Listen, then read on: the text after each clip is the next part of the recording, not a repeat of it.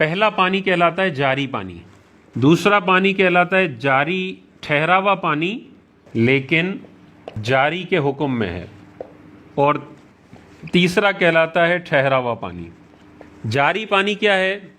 तिनका रखें और पानी तिनके को बहाकर ले जाए, इस पानी को कहते हैं जारी पानी। ठीक है, तो नहर का पानी है, देखें तिनका डालें फौरन बहाकर लेकर चला जाएगा।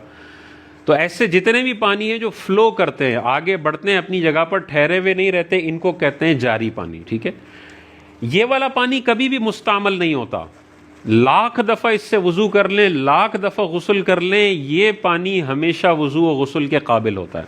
और ये नापाक भी नहीं होता जब तक इसमें नजासत का रंग, बू और मज़ा जाहिर ना हो जाए। टनों टन वज़नी इसके अंदर नजासत गिर रही हो, ये नापाक उस वक्त तक नहीं होगा जब तक इसमें से बदबू ना आ जाए, इसका रंग तब्दील ना हो जाए, या कोई असर जाहिर ना हो नजासत का, तब तक ये पानी पाक है। तो आपको नज़र आ रहा है पूरी सीवरेज की लाइनें सवात के जो है वो दरियाओं में जा रही हैं, तो डाउट होगा कि यार ये तो इतनी, अभी इधर ही बराबर में ही सीवरेज की लाइन जा रही है, तो मैं इधर ही खड़ा हुआ हूँ और ये पानी मेरे ऊपर आ रहा है, या मैं पाँव डाल रहा हूँ, तो नापाक तो नहीं हो जाऊँगा।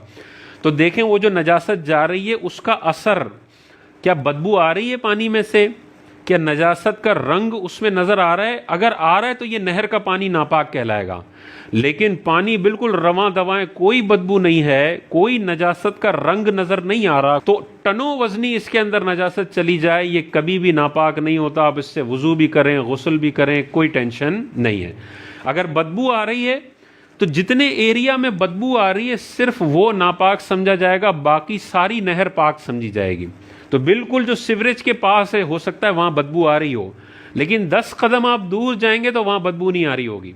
तो जैसे बदबू खत्म हो, नजासत का रंग खत्म हो, वो नहर का पानी पाक है। हालांकि आपको पता है कि यार यहां से 6 फीट दूर टनों वज़नी नजासत गिर रही है, लेकिन शरीयत कहती है जब जारी पानी है यह हमेशा पाक रहेगा। अच्छा, दूसरा क्या है? ठहरा हुआ पानी, लेकिन इसका हुक्म यही वाला होता है, ये वाला पानी भी कभी मुस्तामल नहीं होता। लाख दफ़ा वज़ू कर लो, लाख दफ़ा गुस्ल कर लो, तब भी ये गैर मुस्तामल रहता है, मज़ीद गुस्ल के काबिल है। और ये कभी भी नापाक नहीं होता जब तक इसके अंदर नजासत की बदबू, नजासत का रंग वगैरह ना नज़र आए।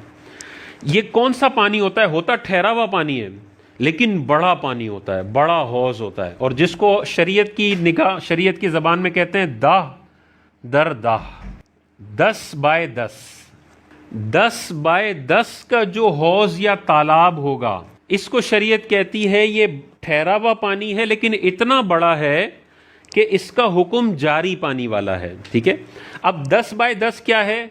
10 शरई गज, 10 शरई गज।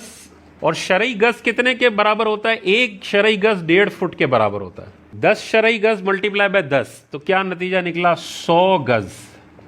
जिसकी लंबाई चौड़ाई 100 गज हो तालाब की, वो ठहरा हुआ पानी इतना बड़ा कहलाता है कि उसका हुक्म जारी पानी वाला होता है। अगर मैं इसको फिट में लूं तो ये 10 हो जाएगा 15, और ये 10 हो जाएगा 15, 15 बाय 15, 225 स्क्वायर फिट। जिस स्विमिंग पूल की, जिस तालाब की, जिस टैंक की लंबाई और चौड़ाई का नतीजा 225 स्क्वायर फीट निकल रहा है, तो समझ लें ये ठहरा हुआ पानी होने के बावजूद इसकी जो आसानियां हैं वो जारी पानी वाली हैं। इसमें आप हाथ डाल दें, पूरी डुबकी लगा दें, ये कभी भी मुस्तामल नहीं होगा, हमेशा वज़ू के भी काबिल है और गुस्ल के भी काबिल है।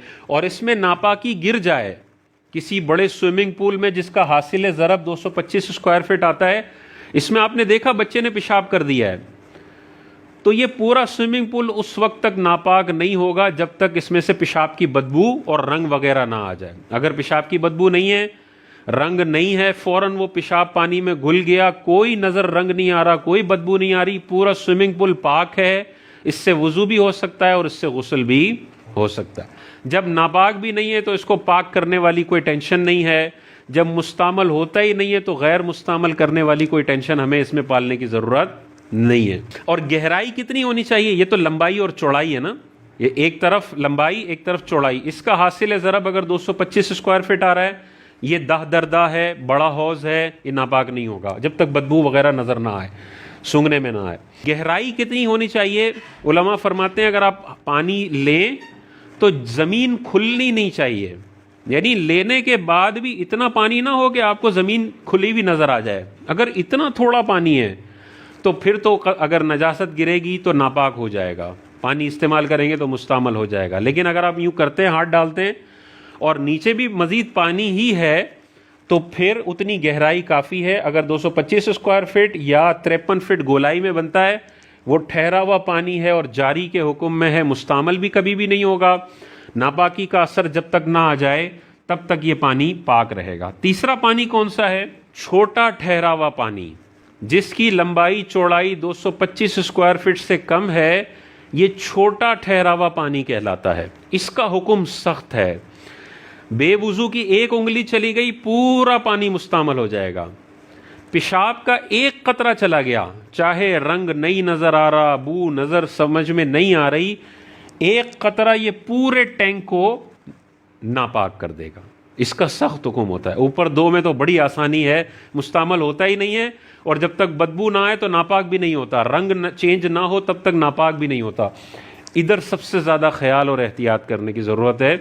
जो 225 स्क्वायर फिट से कम का तालाब है, टैंक है, टब है, बाल्टी है, उसका हुक्म यह है कि बेधुला हाथ उसमें चला गया, जुनबी का हाथ उसमें चला गया, एक दफ़ा उससे वज़ू या गुस्ल का थोड़ा सा हिस्सा भी हो गया, ये मुस्तामल हो जाएगा। मज़ीद इससे वज़ू गुस्ल नहीं हो सकता। और इसमें एक कतरा भी नापाकी चली गई, चाहे बदबू नहीं आ रही, चाहे रंग चेंज नहीं हुआ, वो नापाक हो जाएगा।